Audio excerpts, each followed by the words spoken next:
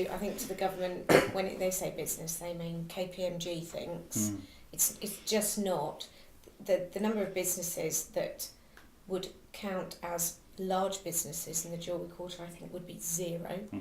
Most of them, I mean, small is up to what, 250 employees. Yeah, so I think they're all small. The largest business sector in the Jewellery Quarter is office. And the biggest tenants are HSBC and Barclays down on near Summer Road.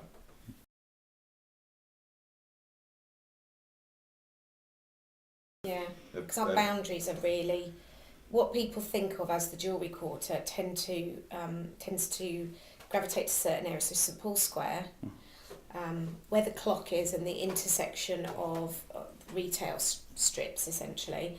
And I think now Great Hampton Street has become an accepted, because there are a number of bars and pubs down there that people make its destination. So those three areas are clearly identified as Jewellery Quarter. But actually the roads that surround us mean that it actually comes out quite far. We go all the way up to the Great Charles Queensway, which means the city fringe is high rise. And we have some, we're going to have even more tenants coming in terms of both residential and commercial. So that's going to change the demographic of the Jewellery Quarter without actually encroaching very far into the geography.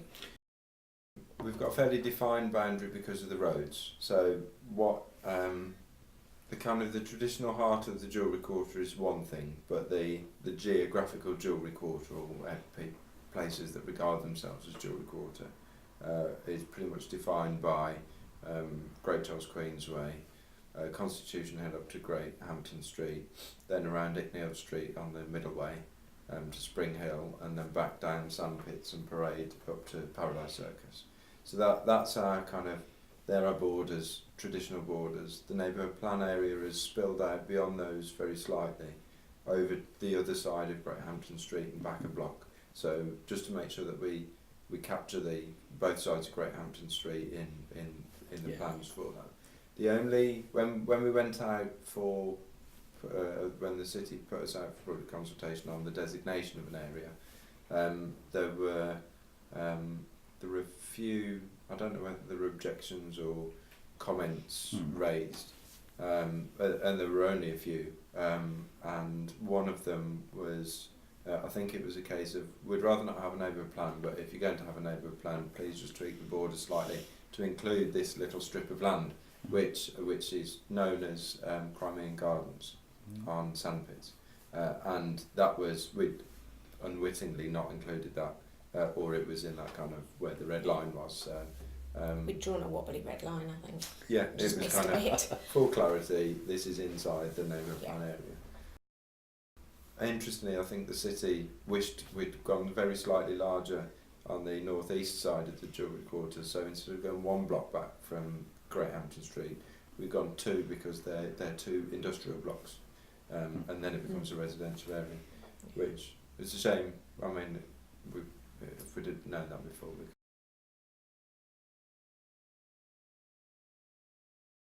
We made the decision to split it quite early, because we were just very conscious that when we were going out and doing engagement events or getting feedback on stuff, people were raising non-planning issues. So for you to go and ask someone, tell me all your problems, and then them to give you 10 problems, and then a bit later you come back and give them the answers to 2, they'll just say, well, what about the other 8? This is a load of rubbish and I'm off. Whereas if you can say, right, the neighbourhood plan can address 2 directly, but then this is as you use the word, perspectives for the future, and the answers to your other 8 are in that. Yeah. Or at least a nod to your other 8. Yeah. Because sometimes the whole point is we can't answer them. Perhaps we can acknowledge them, and also, so in terms of it being a prospectus, it's both setting context for why those policies in part 1 have been chosen, but also it sets, like you say, a prospectus for the future, because every 5 to 10 years these are going to need looking at again. people might think that X is a problem, but if it's not interesting, then they're not going to tackle it. Whereas as Nick was saying, the certain people with certain skills or interests can focus on one part and others on another. Well, I think in terms of it being, going back to the fact that we'd like the neighbourhood plan to be a tool, is that it's context, isn't it? So even if it's a planning officer or an architect or whoever, they can look at this policy and go, why is this policy there, or that comma's in a funny place. What's the context? What's the context? Why is that comma there? Is there potential for me to exploit that comma being in that wrong place? So you go to part 2 and it says, right, well, we want this to happen, and the reason is that we'd like this to become this type of area in the future. And you go, right, I understand why that comma's there. Yeah. So no, I can't exploit it. And no, because the officer will bat it back and say, well, if we'd have just got part 1, then you may be able to exploit it, but it clearly states an intent. What we're doing in part 2 as well is we've got this, without going into the detail of what's actually going in the plan, we've identified some sites where we'd like some projects to happen. But in part 1 we can, we've called them, the working title is the node, but it's points of interest around the Jewellery Quarter. And we can, in the part 1 of the plan, we can make sure that any new buildings there are particularly interesting detail or design or high quality design, that they have active uses. So what's the point in having a square if there's no active uses around it, for example? So we can make provision for all of those, but we haven't got hundreds of millions of pounds that we can spend 5 million here and 2 million there. What we can do in part 2 is say, here's a list of projects that we want Section 106 or SIL money to be spent on, and some of these are these little points of interest. So it then gives, perhaps seeds the future of the community coming around a project, trying to get grant funding and say, right, in the plan it says this is a point of interest.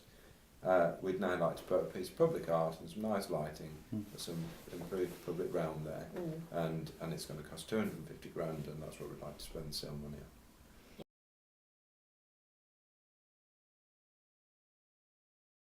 I have to definitely say that I think Birmingham City Council and their planning team surpassed any expectation I had. They've been excellent. Because I know how under the cosh they are, and how, you know, the resources are low. Time is precious to them. They've got various applications landing on their desk probably every 5 minutes. There have been certain individuals who have put aside their evenings, have come along, have produced documents, have read through things, commented back. I think they've been brilliant. They've been shrewdly, I think, as well, kind of a little bit arm's length, but in a good way, as in we don't want to be, we're not meddle. It's a case of any advice that you need, anything that you want us to look at, let us know and we'll do it, rather than, oh, what are you doing over there? Why don't you People like to give councils a bit of a beating, but I would definitely say they've not given us the opportunity to do that at all, have they? No, and being very positive if they want this to work. Yeah, I think they really want this to work. We'll put our invoice in tomorrow. Yeah, it's wonderful.